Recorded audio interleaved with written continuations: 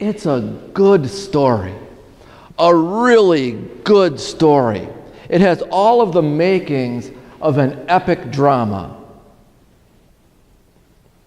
And if we just dig it out from underneath the heaviness of 2,000 years of religion for just a few minutes and look at it as a story, an amazing piece of literature.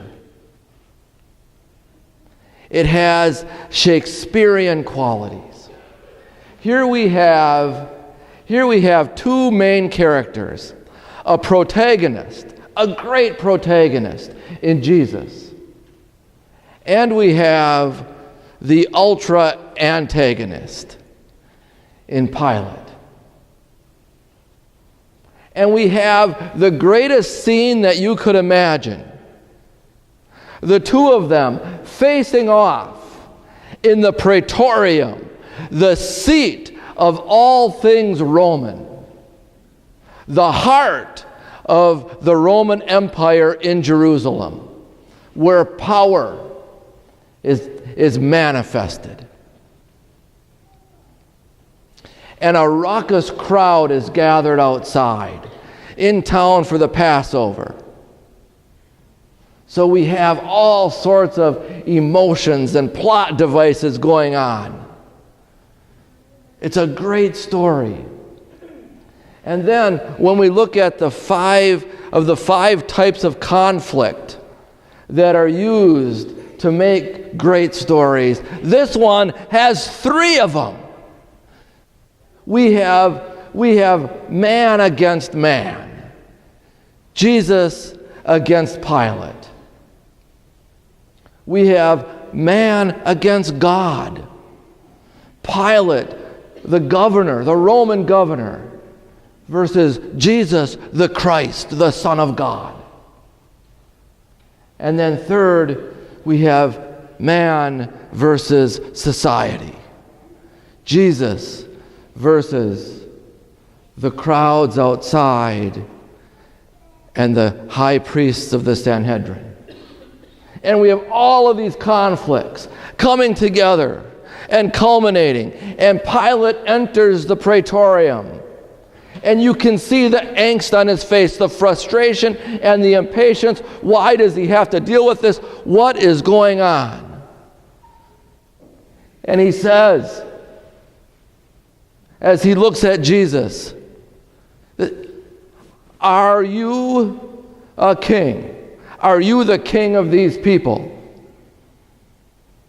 And Jesus looks back at him and says, "Is that what you think? Or have others told you that?" And by others, he's referring to Caiaphas and the other high priests in the Sanhedrin. And Pilate looks back at him and says, "I'm not a Jew. I'm not one of them. But you are. You're one of their own, and they turned you over to me." Now, Pilate may at some times seem a little bit aloof and a little bit impatient, but the reality is he knows what's going on here. And he's a little flabbergasted that the Jews in this story would hand one of their own over to him to be prosecuted.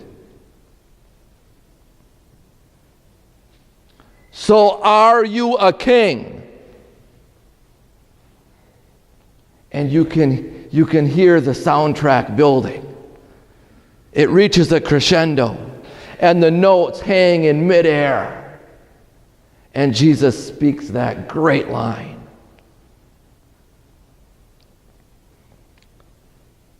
"My kingdom is not of this world." It's a powerful line. It's a great line. It's an amazing piece of literature. My kingdom is not of this world. And no one knows what to do with it, because everyone else lives in a different world. Pilate, King Herod, Caiaphas, all of the high priests in the Sanhedrin, they all live in this world of politics and power and public policy. They all live in a world of control and coercion and corruption. And Jesus stands there, steady as he can be, and says, my kingdom is not of this world.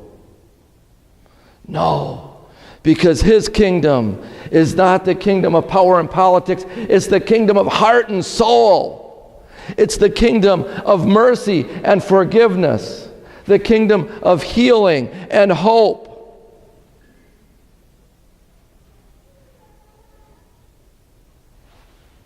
And in the world of the Romans, there was no place for an attitude like that. And we know how the rest of the story goes. But like any good story, it's not just about those guys. It's not just about those characters. Like any good story, it's about us. Because we all have both of these guys in our heads. This conflict is an internal conflict we all struggle with.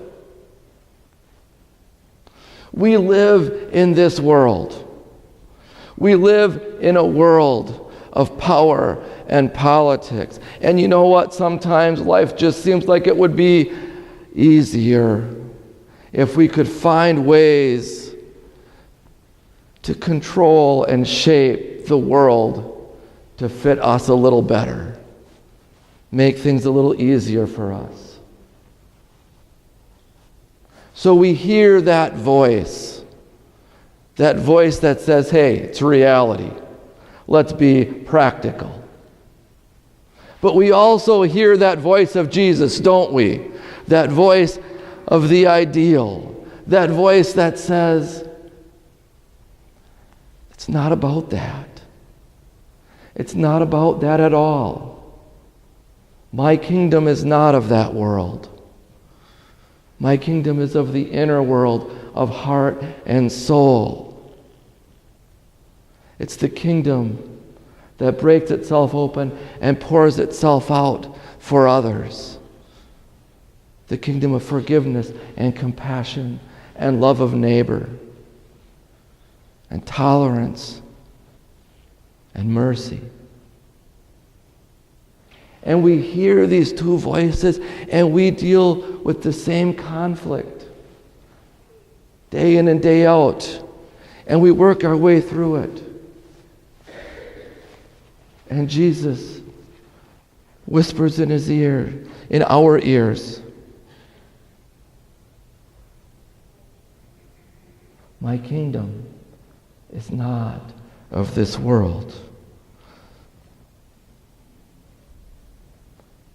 Not of the world that tries to make everything easier and more comfortable for the self. My kingdom is not of the world that tries to manipulate the structures of law in order to have my way. Whether it's as simple as getting the traffic lights timed to my liking or as complex as tax policy, that's not my kingdom. For this I was born, and for this I came into the world, to testify to the truth.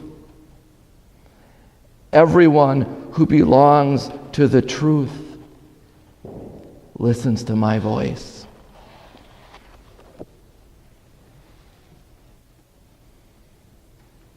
That's the kingdom of this God.